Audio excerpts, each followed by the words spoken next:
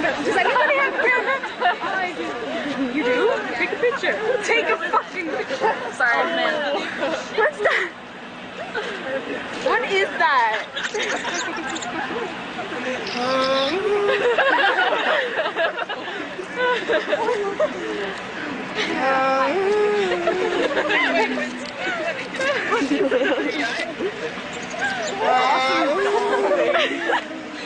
Looks like an alien.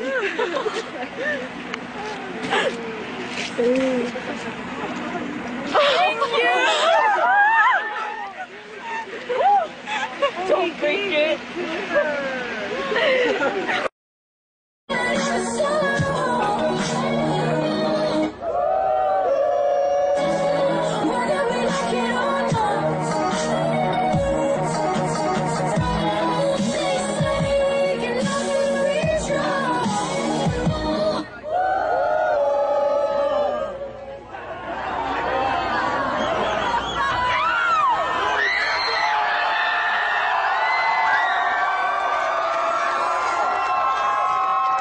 I love all you guys, but whoever threw that is a fucking piece of shit. Finish the song! But I love the rest of you. Who threw it? Raise your hand. Who threw it? Who threw the can? You did? You're a piece of shit.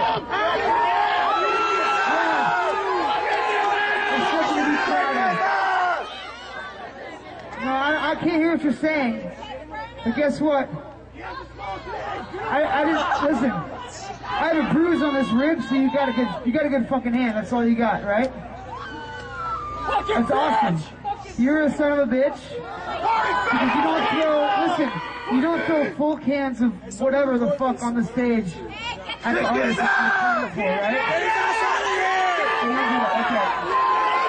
Hey, listen.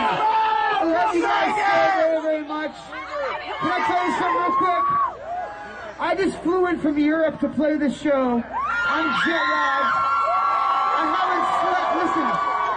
I haven't slept in like 24 hours, but I love you guys. I'm going to play with you guys right now. This is my last song. I remixed it in for LaRue and for The Kill. And we're going to sing this and rock this hard at the end of the show. And fuck you, you fucking asshole, for throwing some shit at me.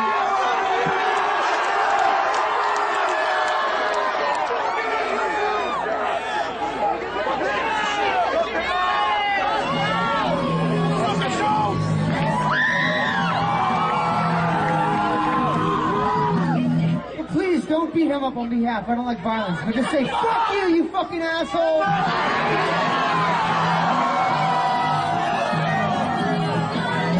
But no violence, no violence.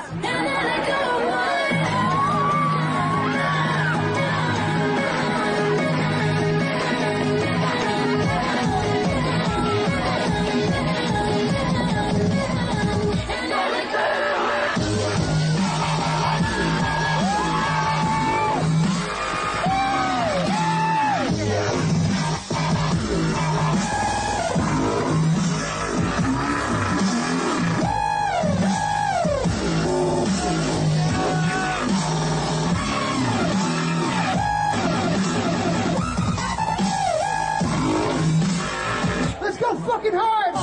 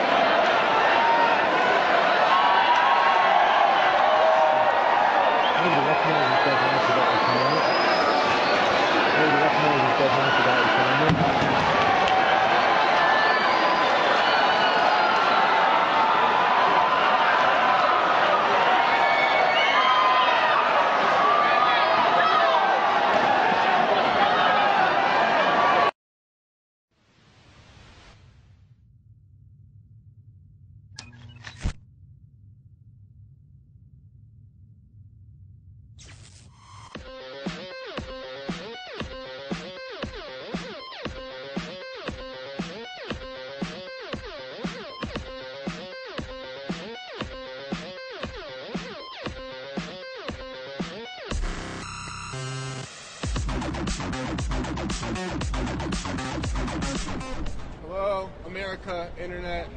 I'm here in New York City, obviously, with Mr. Skrillex right here, Sonny. He's had an amazing couple days. Number 2 on Beatport right now. Number 2 record on Beatport. How long has it been out? I think 4 days, if 4 that. days. Yeah. That's hard work. Yeah. Tell me, were you expecting this whole thing to happen? Like, this is pretty nuts, right? You know, I think in the back of my head, I thought it'd be cool to get, like, you know, because my record is multiple genres. It's, you know, progressive house and dubstep and electro, and I thought it'd be cool to at least chart individually in each subgenre of electronic music, which would have been enough for me. But then I didn't expect to have 8 tracks in the top 10 right now, which is crazy. And the leading track is a dubstep track, and from what I know, that doesn't really happen. And dubstep is taking over right now. I wanted to actually ask you, because I know, you know, like you said, you've done a bunch of different genres of house and progressive music, and, you know, like My Name is Skrillex isn't dubstep, you know, but how do you feel about dubstep? And it's kind of, it's in its prime. It feels like it's in its prime right now. I feel like it's just at that point. I feel like it's just at the point where it's getting there, and I love the music. I love all types of music, and when your platform of making music happens to be your computer, you know, you tend to make music, you know, like dance music, and that's kind of what I gravitated towards. I come from playing hardcore and post-hardcore and screamo or whatever you want to call it, so I always drew to the more, you know, aggro-sounding types, but then again melodic stuff as well. So Like, explain to us a little bit at home your musical past. Yeah, I was in a band called From First to Last. I sang, I did vocals and played a little guitar. It's like kind of forthcoming kind of screamo movement or whatever you want to call it. And I did that from the age 16 actually to right when I turned 19 is when I left the band.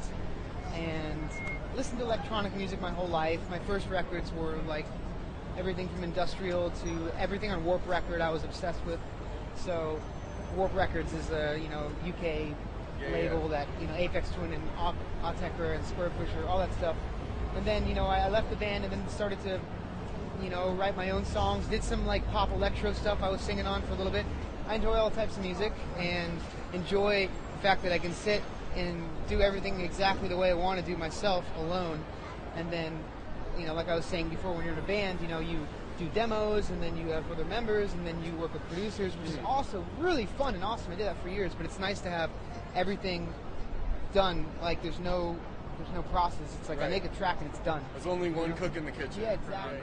Do you think that integrates itself into your music? Because your title track right now reminds me a lot of like I feel like dubstep's like the new punk right now. Like kids mosh to it. It's kind of like this new energy-based movement. So like, do you feel like your old genre crossed into your new genre a little bit? You see it in the fans that are coming to the shows, the kids that are coming to dubstep shows. Yeah. And, you know, I think they're probably the youngest, you know, audience. My friend of mine was at a Rusko show recently in Dallas, and he was the only guy sitting at the bar, like, you know, and I think it's definitely a young audience, which is cool because you speak to a young audience, and that's the music they grew up with. I think our high school records are the most personal records of our whole lives. Like, you know, we'll continue to love music, but I think the music we grew up with are the most influential, right? So hopefully, you know, I got to be a part of a lot of, you know, teenage high school records like in my old band, and it's cool that I can maybe do that again. So let's talk a little bit about deadmau5 and your involvement with him. How did that relationship start?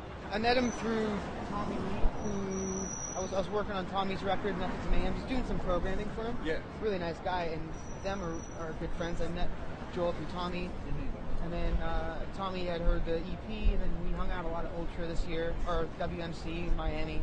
I was out there playing, and he was obviously out there too, and we kept in touch. And then when I, you know, gave him the Skrillex EP, and he really, really liked it. And then ever since then, you know, we stayed in touch. And whenever he's in town, we'll hang out. And it was finally one day, you know, we had like a long weekend in San Diego, and him and Tommy dropped me off at my apartment, and I was getting out of the car, and he was like, "Yo, I want to release Scary Monsters on Mousetrap," and I was like, Oh, yeah. He just said it like that? Yeah, well, I guess when you're deadmau5, you can kind of just decide. Yeah. Well, that's an awesome thing for you. I think you've got a lot of good stuff going on for you right now. So just tell us a little bit about what's next for you. You're on tour right now. Yeah, well, I'm finishing. I've been on the deadmau5 tour this whole month of October. Tonight's my last show. I'm going to have a ton of headlining and co-headlining dates booked up till the end of December. Tomorrow I'm in Vancouver at Neuro, which is pretty cool. I'm a big fan of them. And then the next day I got like a big festival, an Insomniac festival in Dallas with like Afrojack and Excision, one of those things. And then just a ton of headlining stuff. And then going to Europe next year for a bunch of shows. And just getting my whole year kind of booked up right now for touring, which is cool. That's how you got to do it. Well, congratulations on everything. I think you're only going to get busier. Skrillex, herb.com, New York City. Bye-bye. Peace.